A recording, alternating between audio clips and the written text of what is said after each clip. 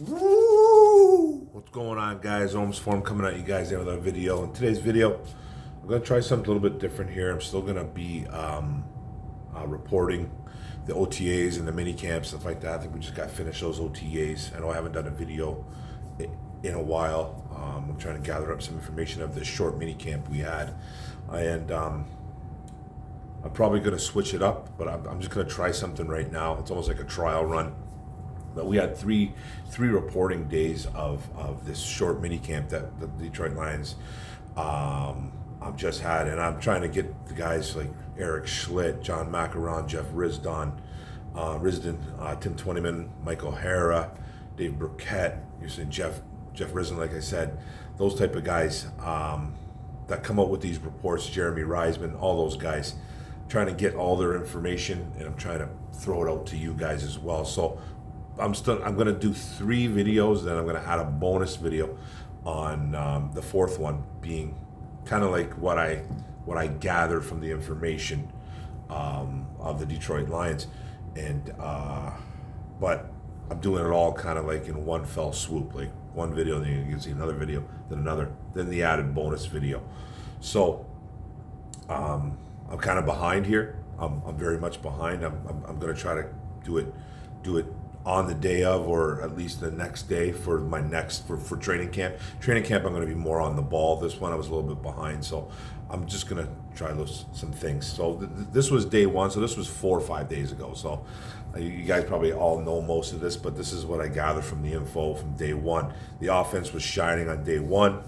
The trash talking from the secondary and that defense continues. But the offense did have a better day. Non-attendance were guys like linebacker Malcolm Rodriguez, wide receiver Trinity Benson, and O-lineman Connor Galvin, a UDFA that they picked up. Maybe he was inside. Maybe those guys were inside getting some work done, getting some rehab done in the training room. And then not active but in attendance were guys like defensive tackle Levi O, tight end James Mitchell, O-lineman Coyote Ewosika, center Frank Ragnow, cornerback Chase Lucas, quarterback Hendon Hooker, and running back David Montgomery. Sheila Hamp was in attendance also as well. Back to the offense, Goff and the tight end Sam Laporta are really building chemistry, targeting them early and often. We'd like to see that. Laporta made Melifonwu look silly on one catch, mossed him apparently, and just went over the top of him. And then Goff is loving him in the red zone drills. He was looking for him often, early and often. So they're getting that rapport down. And then Detroit's offense was productive in the red zone on day 1, 2 as well. Defense still making plays, and Jared Goff was taking some shots on the secondary, not shots, but telling the media, telling the fans on how much they've improved. Just taking notice, that's what I meant to say. Taking shots, just saying that, yeah, we could tell that the secondary has improved from last year. He wasn't taking shots at the secondary last year, but he's just saying the windows are smaller. The timing has to be better for the offense because there's just so much improved. And we all know how we picked up a bunch of guys in the offseason. So that helps out too as well. You know, Brian Branch is out there. The closing speed is there on Branch. He broke up a nice pass intended for wide receiver Maurice Alexander. Coaches took notice. And then Gibbs and Williams had some drops early on in the day, but made plays later on. So a nice rebound by the 2 youngsters. Gibbs was getting in some blocking work as well, and apparently working with the tight ends and the wide receivers too. I think I say that later on, but this is all kind of jumbled up. The Melifonwu, like I said, he's been improving. He's out there majority of the time. He's locking down players. He's making the quarterback look elsewhere, just making plays. Even though he did get beat by Laporta, he's gotten beat a couple times, but he looks way more comfortable apparently in year 3. Now I got Romo and Patterson, the 2 kickers. The competition is still alive, back and forth going on. Romo went 3 for 5 on day 1. Patterson went 4 for 5. And it was a windy day apparently too as well. And Bajley's still not kicking. Not sure what's going on. He's either hurt or they're just saving him. I'm not sure what's going on, but I'm just wondering if he's hurt or if they're just kind of saving him just to see if there's going to be a competition between Romo and Patterson and go into training camp with just 2 guys. Not sure how that's going to work, but something's going on. And then the secondary, back to it. Communication is key and it's noticeable. You're seeing guys like Sutton, newly acquired from the Steelers. C.J. Gardner-Johnson, newly acquired from the Philadelphia Eagles. Those guys are the leaders out there. Not that there wasn't a very a vocal group last year, but you can tell that guys like Sutton and C.J. GJ come from a really different. They're just bred differently, man. They're born leaders, and they're coming from two good programs like the Steelers and the Eagles, and they're bringing that into the Detroit Lions facility. So the secondary, the leaders are there in that secondary. So that's what we like to hear and see.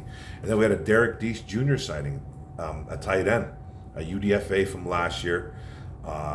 He's standing out. He's running some sharp routes, efficient, making all hand catches, looking athletic out there. He didn't really do much. I think there was one report, I don't know, I forget who it was, one of the journalists, one of those guys that I mention all the time that helped me put this info out, said that day one was the most he's ever seen out of Derek Deese in all of training camp last year. So that's a little bit of a shot, but it's a little bit of a backhanded compliment because at least he's doing something now. I know he was a little banged up last year, but at least he's out there, man, making some plays out there, showing good hands. Then now back to the O-line. Center Ross Piersbacher was on the first team. Ragnow's out. Left guard was Graham Glasgow playing in the second team. We're seeing a lot of these vets getting time off. Even guys like Sewell, even guys like Sewell are taking breaks. Decker needs to take a break because he's getting older. Ragnow with that foot. Jonah Jackson. Those guys aren't going to be taking first team. Those guys are first teamers, right? But we already know what they're bringing to the table every Sunday. So we're trying to get this depth down. Guys like Piersbacher and Glasgow are those guys that hopefully can step in if needed be. And then the D-line, nose tackle, defensive tackle, Ali McNeil and Christian Covington. I told you guys to keep an eye on Covington. I think he's going to be a guy that can maybe make a little bit of noise this year. Not a superstar by any stretch, but he's a good inside presence, even at 290 pounds. He's a smaller version of a defensive tackle. Kind of reminds me a lot of Levi. Don't know, what Levi's supposed to bring, a little bit of pass rush, a little bit of push to the quarterback, stop the run when you can.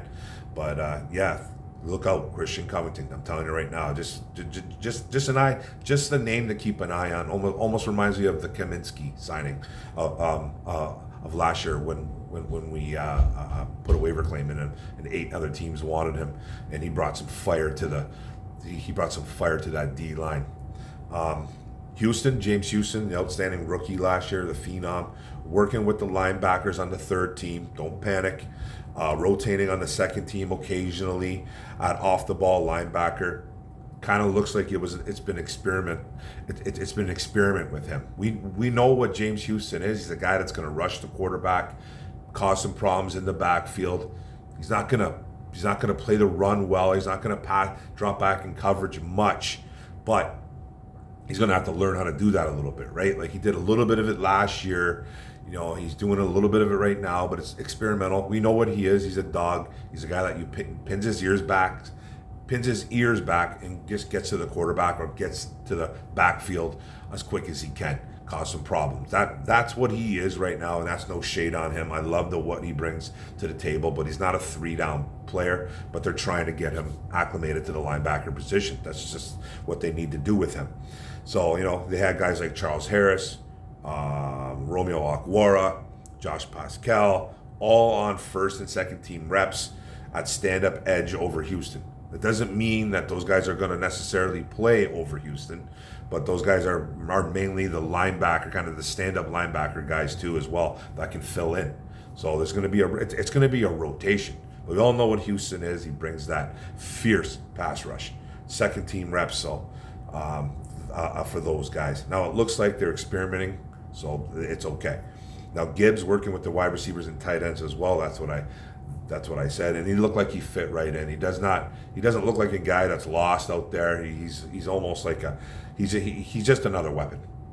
He's just another weapon. It's great that we can just that we can say that we're comfortable that they can throw him in to either a wide receiver spot or a tight end spot. Not saying he's going to block like a tight end, but line him up like a tight end, motion him out, have him run routes like a tight end, wide receiver, and not miss a beat. So that's what we love about Jahmyr Gibbs. Then now the undrafted free agent cornerback Starling Thomas was making plays again, keeping up with guys. He is a little bit grabby out there apparently, but his reaction to speed is real, and he just mirrors guys pretty well. He just needs the hands. He's very grabby out there. Now Walker continues to work off to the side. Tracy Walker, he had that injury last year. Doing sprints, cuts, footwork, looks great out there. He's not really in those 11-on-11s, those 7-on-7s. He's not really doing team drills. I think he's doing individual drills out there, but he's not. They're trying to avoid him just smacking bodies a little bit at knee to knee or something like that, because there's no pads. There's helmets on, but there's no pads going on right now. Apparently Sudfeld's holding onto the ball a little bit too long.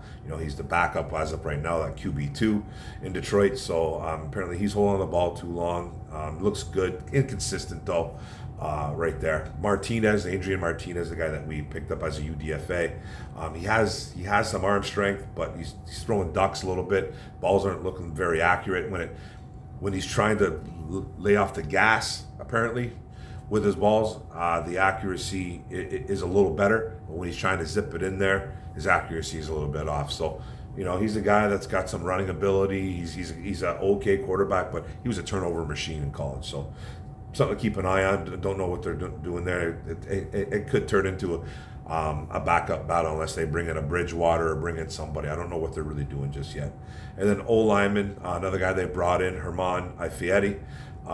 They're playing him mainly right now at right tackle. He can play guard, and he can play either guard spot, either tackle spot. But right now, it looked like day one he was at right tackle. Emmanuel Mosley, there was a little bit of a report on Mosley. He's taking reps, not full speed though. Right leg apparently has a heavy sleeve on it, heavily wrapped. Moving okay, looking like he's chomping at the bit, ready to go. Second team outside reps though on the right side, basically what he's doing. So they're trying to get him going too, and he should be ready for camp, and he should be fighting with Jerry Jacobs. I think he's going to win. If healthy, I think Mosley wins that spot with Sutton on the other side. So there should be a good camp battle between Jacobs and him. And then the running backs, Craig Reynolds was doing most of his reps with the first team, leading drills.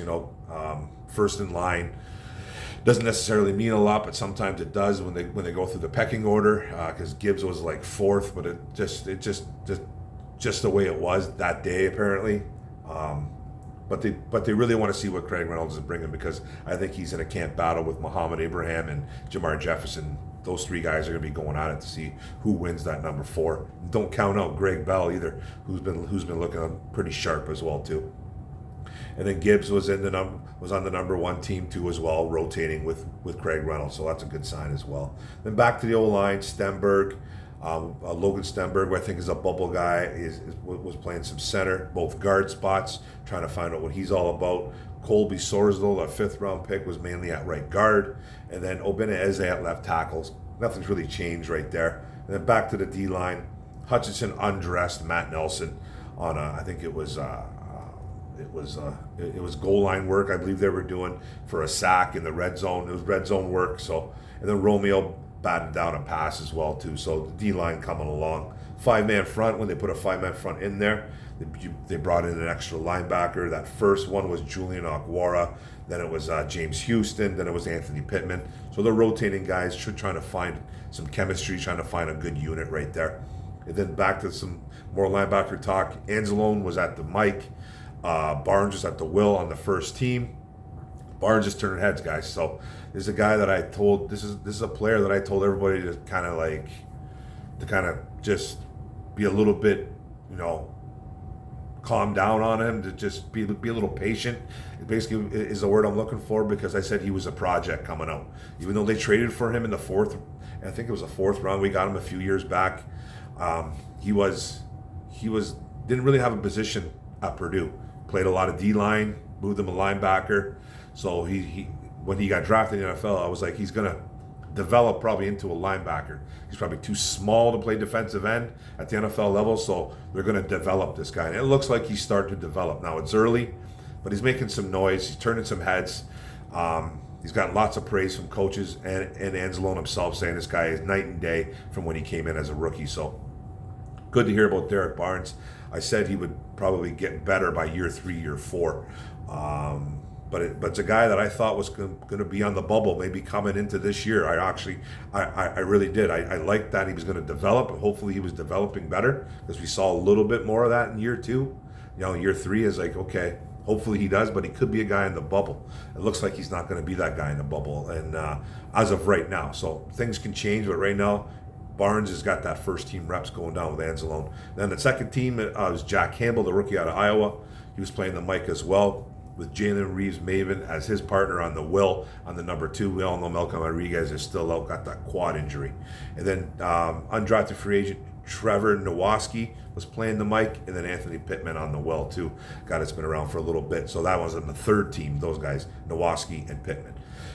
So, linebacker core kind of coming around. There's some guys that a lot of people don't know about, but that's okay. But look for your 4 to be Anzalone, Barnes, Campbell, and Malcolm Rodriguez all year, and how they do that with a little splash of Jalen Reeves-Maven. But Maven is here pretty much as a special teams guy, and a guy that can actually probably is one of the better pass coverage linebackers on this team anyways, not in the NFL, but on this team, he's one of the better pass coverage linebackers. So, but he's mainly a special teams guy, but it's starting to round out.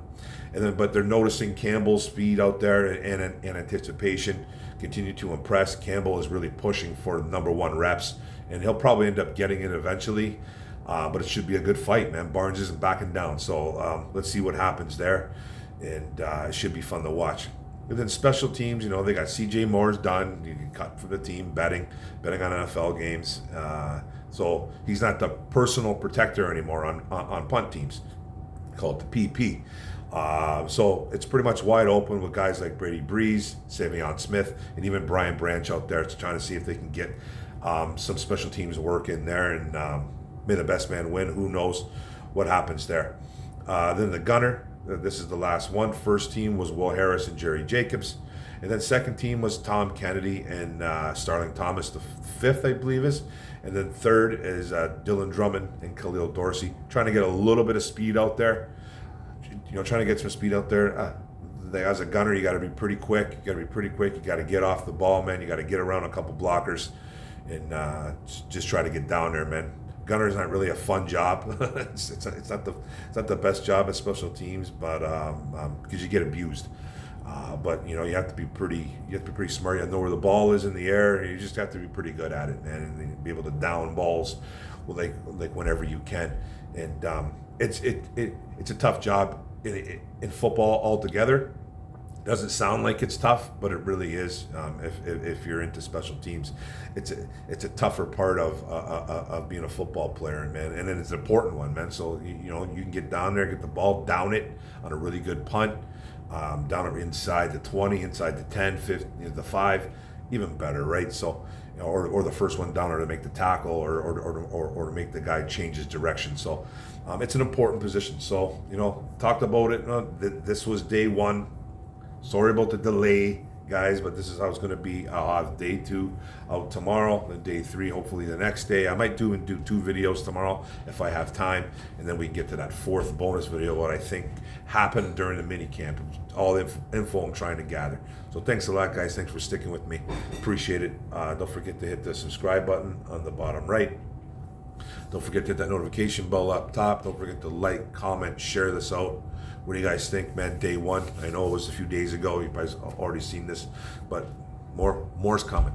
Thanks a lot, guys. Go Lions, one pride, baby. Boom. Let's go.